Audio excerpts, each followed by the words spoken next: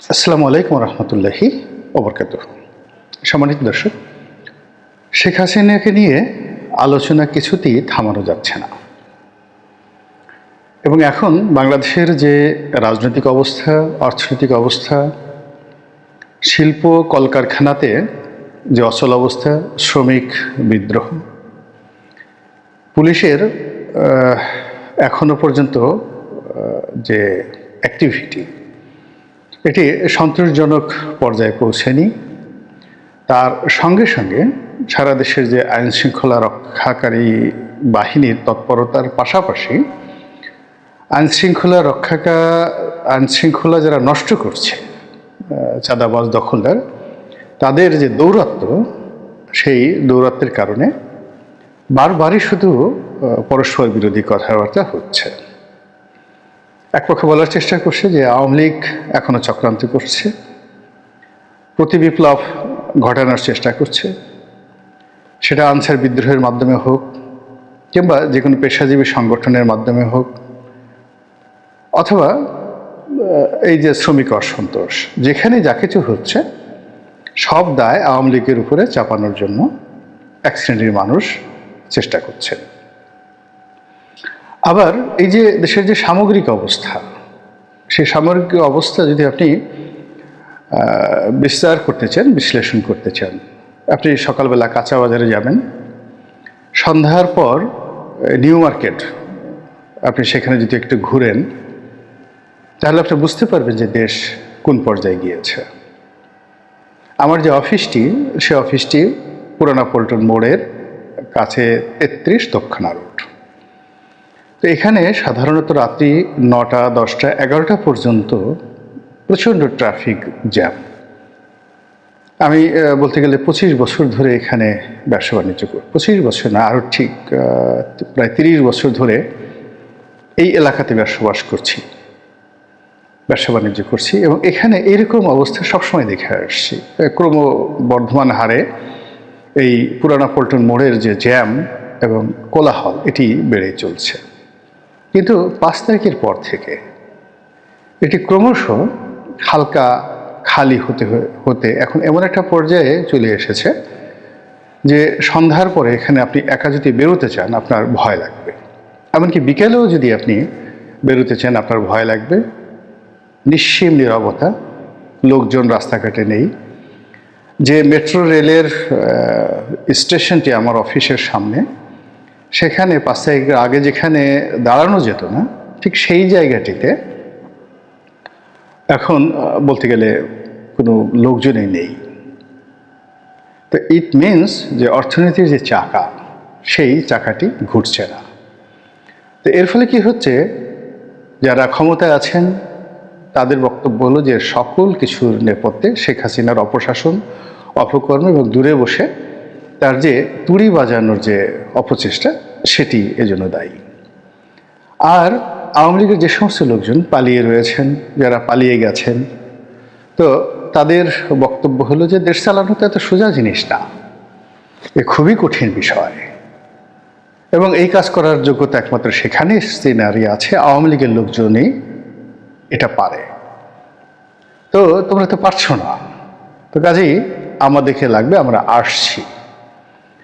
এবং এই যে আমরা আসছি এই কথা বলে তারা মোটামুটি যে সামাজিক যোগাযোগ মাধ্যম, সেই যোগাযোগ মাধ্যমে প্রতি মুহূর্তেই রীতিমতো যুদ্ধ তারা শুরু করেছে। আমরা আরেকটা ভিডিও করব, আলাদা একটা ভিডিও করব যে বিষয়টি নিয়ে। সেটা হলো, আমরা জেনেছিলাম আওয়ামী লীগ প্রায় 20,000 সাইবার যোদ্ধা তৈরি করেছেন, যাদেরকে দিয়ে মূলত প্রচার এবং প্রোপাগান্ডা চালানো হবে, বা বিএনপি এবং জামাতের যে সাইবার যোদ্ধা আছে তাদের মোকাবেলা করার জন্য 20,000 যোদ্ধাকে নিয়োগ করা হয়েছিল। অবস্থার দৃষ্টি মনে হচ্ছে যে এই 20,000 যোদ্ধা কেউ মরে যায়নি, একজনও মরেনি, একজনও পালায়নি। এই কারণ হলো এখন যে গুজবের যে কারখানা, সেই কারখানাটি মূলত operated by the Awami League. এবং আওয়ামী লীগের যারা লোকজন আছে প্রতি মুহূর্তে ডক্টর মোহাম্মদ ইউনূসকে নিয়ে, বাংলাদেশ নিয়ে, অর্থনীতি নিয়ে, জাতিসংঘ নিয়ে, আমেরিকা নিয়ে, ডোনাল্ড লুকে নিয়ে, দিল্লিকে নিয়ে এমন সব তথ্য এবং উপাত্ত দিয়ে ব্যানার করে, হেডলাইন করে এখানে অপপ্রচার তারা চালাচ্ছে, যার ফলে আওয়ামী লীগের যারা লোকজন আছে তারা অনেক উজ্জীবিত হচ্ছে যার যার অবস্থানে থেকে। আর যারা এই গণ অভ্যুত্থানের নেতৃত্ব দিচ্ছে তারা এই ধরনের অপপ্রচারের কবলে পড়ে মানসিকভাবে ভেঙে পড়ছে। এটি হলো আজকের দিনের বাস্তবতা। এখন এই বাস্তবতার মধ্যেই এটি টেলিফোনের যে কল রেকর্ড প্রধানমন্ত্রী শেখ হাসিনার, সেই কল রেকর্ডে তিনি হঠাৎ করে বলছেন যে তিনি চট করে দেশে ঢুকে যাবেন। সবাই বলাবলি করছে যে এটি তার একটা স্ট্যান্ডবাজি, তিনি কোনো অবস্থাতেই ঢুকতে পারবেন না বা ঢুকবেন না। কিন্তু এই কাজটি করে তিনি আলোচনায় থাকতে চাচ্ছেন, নেতা কর্মীদেরকে উজ্জীবিত করতে চাচ্ছেন, এবং এটি তার অনেক যে রাজনৈতিক কৌশল অতীতে আমরা দেখেছি তারই একটা ধারাবাহিক কৌশলের অপচেষ্টা। কিন্তু ঘটনা যাই হোক না কেন বা যে কারণেই হোক না কেন, সাবেক প্রধানমন্ত্রী শেখ হাসিনার এই যে টেলিফোন সংলাপটি এখন ঘুরে ফিরে এটি বারবার শুধু মানুষের কাছে আসছে এবং মানুষ এটি নিয়ে আলোচনা করছে পক্ষে এবং বিপক্ষে। এবং এটির যে গুরুত্ব, সেই গুরুত্ব দেখে শেখ হাসিনা নিশ্চিতভাবে তিনি দিল্লিতে থাকুন বা ভারতের যেখানে থাকুক না কেন তিনি হাসছেন যে বেকুব বাঙালি এখনো সংজ্ঞা ফিরে পেল না, বা এখনো তাদের যে নির্বুদ্ধিতা সেই নির্বুদ্ধিতা দূর হয়নি। যেভাবে তাদেরকে 2014 সনে বেকুব বানিয়েছিলাম, যেভাবে 2018 সনে তাদেরকে অন্ধকারের মধ্যে সিল মেরে দিয়েছিলাম, যেভাবে 2024 সনে একটা ডামির মাধ্যমে পুরো দেশ জাতিকে একেবারে বেকুব বানিয়ে ফেলেছিলাম, সারা বিশ্বকে বেকুব বানিয়ে ফেলেছিলাম, সেই নির্বুদ্ধিতা এখন বাঙালির বেড়েছে। নচেত আমার একটা টেলিফোন, আমি যেখানে পুরো দেশ জাতিকে অরক্ষিত রেখে কোটি কোটি নেতাকর্মীদেরকে বাঘের মুখে ফেলে দিয়ে বঙ্গভবন, গণভবন থেকে শুরু করে সকল সরকারের স্থাপনাকে বিক্ষুব্ধ জনতার বিক্ষোভের মুখে ফেলে দিয়ে নিজের প্রাণটা নিয়ে আমি যেখানে নিরাপদে চলে গেলাম, সেই আমাকে নিয়ে এখনো বাঙালির যে উচ্ছ্বাস, বাঙালির যে আবেগ এবং আমাকে নিয়ে বাঙালির যে স্বপ্ন, সেই স্বপ্নের বহর দেখে শেখ হাসিনা নিঃসন্দেহে আগামীতে আরও নতুন কৌশলে, সেটা টেলিফোনের যে সংলাপ হোক বা অন্য যে কোনো কৌশল হোক, এটি তিনি করবেন। এবং একটা বিষয় আপনারা লক্ষ্য রাখবেন যে তার যে টেলিফোন সংলাপ, এখানে তিনি কতগুলো বিষয় বা শব্দ ব্যবহার করেছেন, যেমন চট করে তিনি ঢুকে পড়বেন, at any time, all on a sudden ইংরেজিতে যদি আমরা বলি। এটি নিঃসন্দেহে মানে যারা সীমান্তে আছেন, সেই বিজিবির যারা ব্যাটালিয়ন কমান্ডার রয়েছেন কিংবা যারা ওখানে সেক্টর কমান্ডার রয়েছেন, সীমান্ত পাহারা দেন, তাদের ঘুম হারাম করে দিয়েছে।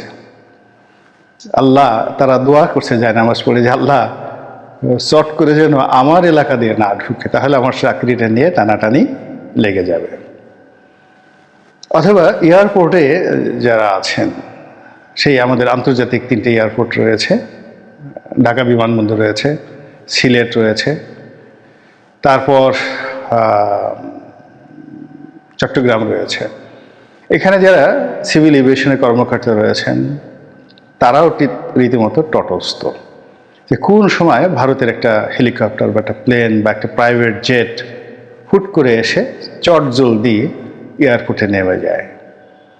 ঢাকাতে নামলে এক ধরনের অবস্থা, চট্টগ্রামে নামলে এক ধরনের অবস্থা, সিলেটে নামলে এক ধরনের অবস্থা। এমনকি তিনি যদি হেলিকপ্টারে করে টুঙ্গিপাড়াতে এসে নামেন, গোপালগঞ্জে এসে নামেন, কি হবে? এই বিষয়গুলো নিয়ে কিন্তু আলোচনা হচ্ছে এবং অনেকের মধ্যে কিন্তু এটা নিয়ে নানা রকম দ্বিধা এবং সংকোচ এটি লক্ষ্য করা যাচ্ছে। তো যাই হোক, শেখ হাসিনার এই কথাগুলো ফেলে দেওয়ার মতো নয়। ফেলে দেওয়ার মতো নয়, এই কারণ হলো আমরা যারা তাকে চিনি 1981 সন থেকে, তার মধ্যে কতগুলো বিষয় রয়েছে। সেটা হলো খুব দ্রুত সিদ্ধান্ত নেওয়া, একেবারে দ্রুত। 1 মিনিটের মধ্যে তিনি সেই পাহাড়ের মতো বিশাল কোনো সিদ্ধান্ত তিনি নিতে পারেন এবং অতীতে নিয়েছেন। ঝড়ের মতো রাজনৈতিক সিদ্ধান্ত গ্রহণ করা। তিনি যেভাবে এরশাদের অধীন নির্বাচনে গিয়েছিলেন, আবার এরশাদের সাথে সম্পর্ক নষ্ট করে পার্লামেন্ট থেকে পদত্যাগ করেছিলেন। একইভাবে বহুবার, বহু সময় তিনি সিদ্ধান্ত নিয়েছেন, আবার সিদ্ধান্ত থেকে ফিরে এসেছেন রাজনীতিতে। এবং তার এই সিদ্ধান্ত নেয়ার ক্ষেত্রে এবং কোনো সিদ্ধান্ত থেকে সরে আসার ক্ষেত্রে তার কোনো পরামর্শদাতা ছিল না, একজনও ছিল না। তিনি নিজে নিজে সব কিছু করেছেন এবং তার পাশের লোকটি টের পায়নি যে শেখ হাসিনা 1 মিনিট পরে আসলে কি বলতে যাচ্ছেন, কি করতে যাচ্ছেন, কি সিদ্ধান্ত নিতে যাচ্ছেন। তার ঠোঁটের কোনো লাইসেন্স ছিল না, তার চিন্তারও কোনো সীমা পরিসীমা ছিল না। তিনি একেবারে সপ্তম আকাশ ঘুরে, সারা পৃথিবী ঘুরে, বাংলাদেশের টেকনাফ থেকে তেঁতুলিয়া পর্যন্ত সব জায়গাতেই তিনি নাক গলাতেন। তো এর ফলে তার আশেপাশে যারা লোকজন আছে তারা খুব কনফিউজড। এবং সর্বশেষ তিনি যে পালাবেন, বিশ্বাস করেন তিনি যে পালাবেন, এটা কেউ কল্পনাই করতে পারেনি। তার একেবারে অতি ঘনিষ্ঠজন যারা আছেন তারাও কল্পনা করতে পারেনি। শেষ সময়টা পর্যন্ত যারা গণভবনে ছিলেন, হেলিকপ্টারে ওঠার আগ পর্যন্ত তারা কল্পনাও করতে পারেনি যে শেখ হাসিনা তাদেরকে ছেড়ে পালিয়ে যাবেন। এবং শেখ হাসিনার হেলিকপ্টার একদিকে উঠছে, অন্যদিকে গণভবনের দরজা খুলে যাচ্ছে, হাজার হাজার লোক সেখানে ঢুকছে। এসএসএফের যারা সদস্য তারা কাপড় চোপড় খুলে সিভিল ড্রেস পরে, তারপরে তাদের যত রকম অস্ত্র শস্ত্র রয়েছে সব ফেলে দিয়ে প্রাণ বাঁচানোর জন্য মুখে মাস্ক পরে তারা এই জনগণের মধ্যে বিপ্লবী সেজে সেখান থেকে বের হয়ে গিয়েছে। একইভাবে আওয়ামী লীগের যে সকল নেতা ছিলেন, নেত্রী ছিলেন, সবাই ওইভাবেই তাদেরকে বের হতে হয়েছে। অর্থাৎ শেষ দৃশ্যে আপনি দেখুন যে শেখ হাসিনার সঙ্গে যারা ছিলেন তার হেলিকপ্টারে উঠিয়ে দেওয়ার ঠিক উইদিন 10-15 মিনিটের মধ্যে জনগণ কিন্তু সেখানে ঢুকে গিয়েছে। ফলে যারা ছিলেন তাদের কিন্তু বের হতে জীবনের ঝুঁকি ছিল এবং সেই ঝুঁকি নিয়ে তারা বের হয়েছে। তারা যদি জানতেন যে এরকম একটা পরিস্থিতি সৃষ্টি হবে, তারা কোনো অবস্থাতেই সেই দিন গণভবনে যেতেন না। তো এই যে শেখ হাসিনার যে অস্থিরতা, হুটহাট করে অনেক কিছু করার তার যে ক্ষমতা, ইচ্ছা, অভ্যাস, এটি তার যে রয়েছে, সেই কারণে কিন্তু তিনি এখনো পর্যন্ত অনেকের জন্য হুমকি হিসাবে রয়েছেন। তিনি যে কথা বলেছেন সেটা যে তিনি করবেন না, এই কথা কিন্তু বলা যায় না। এবং তার মধ্যে অদ্ভুত অদ্ভুত সব প্ল্যান এবং পরিকল্পনা কাজ করে। যেমন তিনি 1981 সনে যেভাবে ফিরে এসেছেন, তারপর তার জীবনে অনেকগুলো উত্থান পতন ঘটেছে। প্রায় সব ক্ষেত্রে তিনি প্রচণ্ড সাহস নিয়ে এগিয়ে গিয়েছেন। তার উপর 21শে আগস্টের গ্রেনেড হামলা হয়েছে। এত গ্রেনেড হামলার মধ্যেও তিনি পায়ে হেঁটে ক্যান্টনমেন্টে ঢোকার চেষ্টা করেছেন ওই সময়টিতে, আহতদেরকে দেখার জন্য। তাকে ঢুকতে দেওয়া হয়নি। তিনি ওই অসুস্থ অবস্থা নিয়েই তিনি পার্লামেন্টে গিয়েছেন বক্তব্য দেওয়ার জন্য। তো তার একটা স্পিরিট আছে, এটা অস্বীকার করার উপায় নেই। তবে এখনকার বাস্তবতা হলো যে আওয়ামী লীগের যারা নেতাকর্মী রয়েছেন তাদের নৈতিক মনোবল ভেঙে গিয়েছে। 2 নম্বর হলো তারা ভীত সন্ত্রস্ত হয়ে পড়েছেন এবং তারা বাস্তুচ্যুত হয়েছেন। কেউ যার যার অবস্থানে নেই। হবিগঞ্জের মানুষ চলে গেছেন নবীগঞ্জে, তারপরে চুনারুঘাটের মানুষ চলে গেছেন রংপুরে। এরকম নানা রকমভাবে বাস্তুচ্যুত হওয়ার কারণে আওয়ামী লীগের যে মূল নেতৃত্বটা, সেই নেতৃত্বটা এখন আওয়ামী লীগের হাতে নেই। জনগণ সব বিচ্ছিন্ন অবস্থায় রয়েছেন। সাধারণ যারা সমর্থক করেছেন তারা স্থানীয় বিএনপি নেতাদের সঙ্গে আতাত করে, হাতে পায়ে ধরে, মাথা নুয়ে তারা সেখানে আছেন।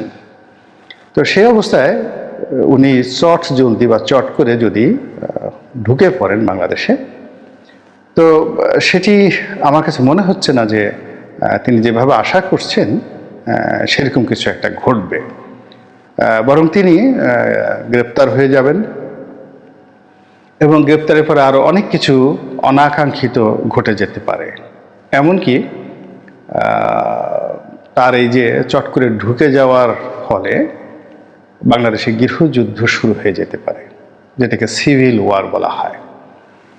এবং তাই যদি হয়, এদেশের স্বাধীনতার সার্বভৌমত্ব এটা ভারতের নিয়ন্ত্রণে চলে যাবে। আমেরিকা বা ডক্টর মোহাম্মদ ইউনূস বা আমরা যারা আছি, আমাদের যে কর্মকাণ্ড এটা একটা নির্দিষ্ট সময় পর্যন্ত আমরা দাঁড়াতে পারবো, আমরা করতে পারবো, কিন্তু আমাদেরকে নিয়ে যদি আন্তর্জাতিক চক্রান্ত হয়, সেই চক্রান্ত মোকাবেলা করার মতো সামরিক শক্তি